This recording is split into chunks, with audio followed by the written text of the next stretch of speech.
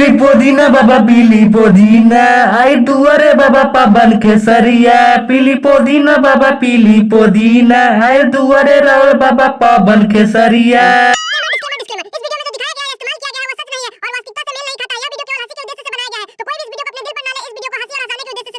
पवन भैया का हो पवन भैया काहे मुंह लटका के बैठल बाड़ा काहे लटका के बैठल पहला सावन के पहला सुमारी बा पूजा करे देवघर ना जीवा पवन भैया ना जीवा देवघर पवन भैया सावन के पहला सुमारी बा ना जीवा बाबा। अरे ना रे बाबुआ के साड़ी ना रे बाबुआ के साड़ी ना जाए देवघर आज पूजा करे पहला सुमारी बा त का हो जा दिमाग खराब बा मत दिमाग खराब बा मत सही दिमाग बा ना पूजा करल जाए सुमार के।